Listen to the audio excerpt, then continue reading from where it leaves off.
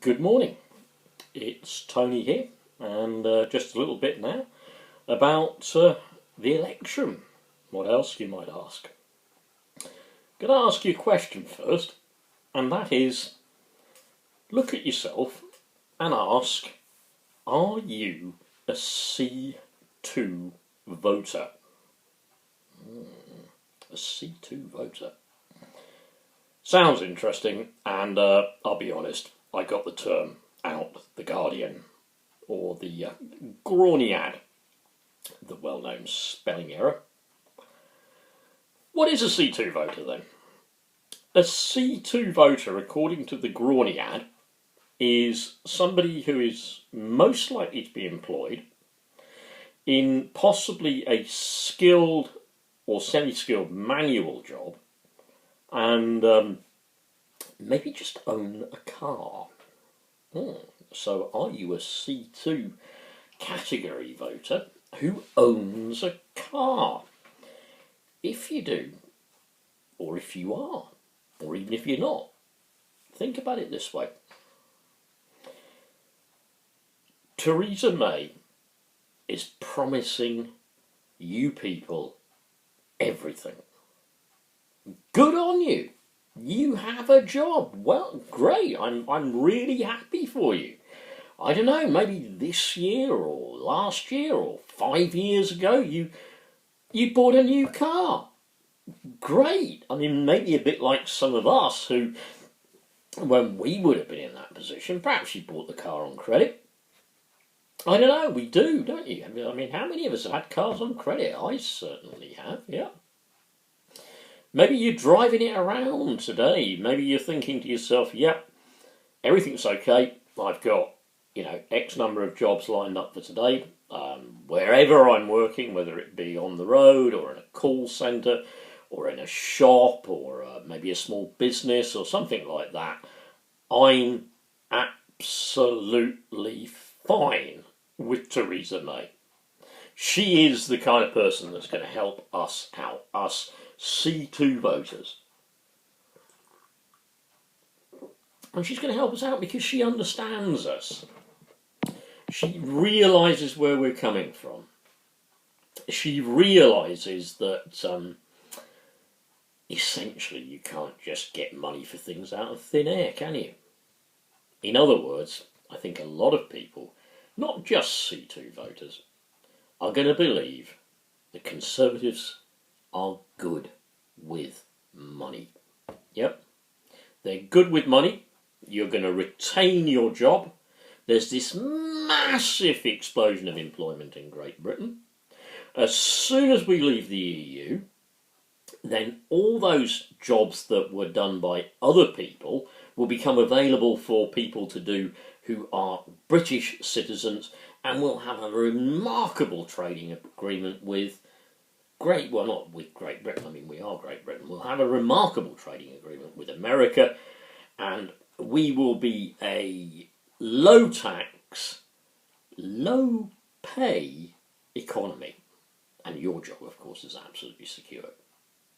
Ask yourself this, with what's going to come up after Brexit, is your job secure? Ask yourself this as well.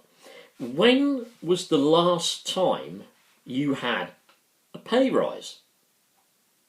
Or did you get, like the nurses, a derisory pay rise?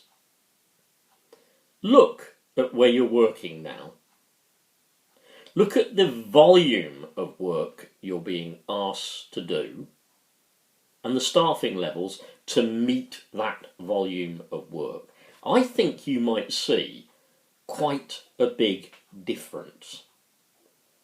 Look at people who, maybe even in your position, are only surviving because you have to do the overtime.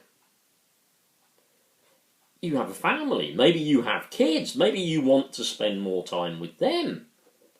Maybe you don't want to have to do this overtime because actually your base wage is not paying you enough. Now ask yourself another question. When was the last time your boss got a pay rise? When was the last time you saw some business executive given a nice big package? When did that happen?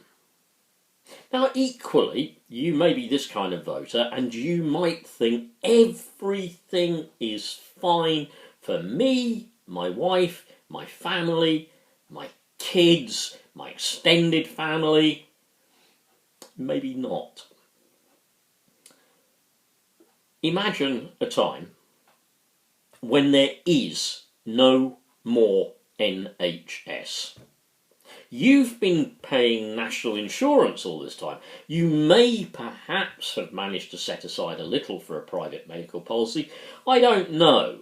But if you're kind of in that band of earnings, if you're in that bracket of where the money is, you might just about be able to afford that car on credit or even outright. But do you think you'll have a policy for you and the entire family?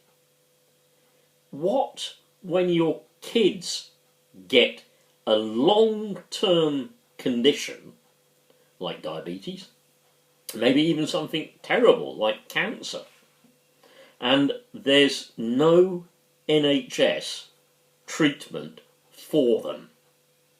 Are you going to be able to pay? Think about, I don't know, if you're in your 40s or 50s or even 60s, think about your elderly mother. Perhaps your elderly mother has already been forced into a position where she's had to take back the capital from her house that you grew up in all those years ago, just to ensure she has somewhere to live. I'm going to assume that she's not rich, she's not totally upper middle class, she's not upper class, but she's had to cash in the family home, your version of the family silver, so that she'll have somewhere to live. Now, imagine what happens to her when she needs full-time carers to even remain in that home any longer. Imagine her getting one state-funded care visit a day. That visit lasts 15 minutes. How are they going to help you, Mum? Is she not going to live in her own excrement? To be very blunt, because nobody can come and assist in cleaning her? Because all those services are gone?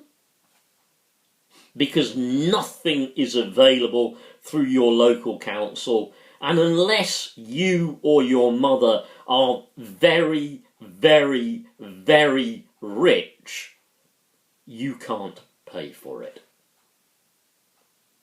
What are you going to do then? Please, think beyond yourself.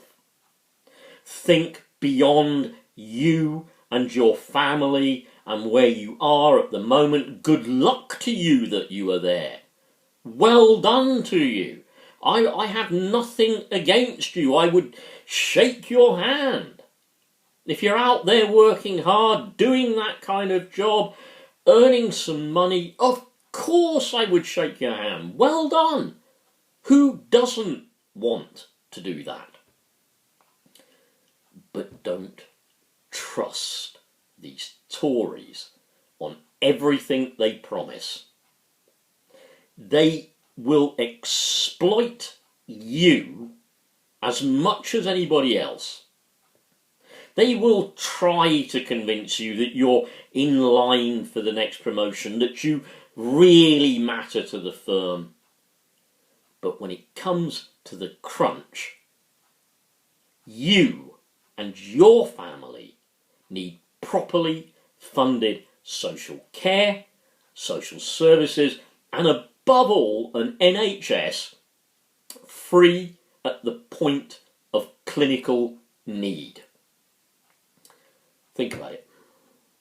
think about what might happen even to you if you elect another Tory government. Please, show some compassion.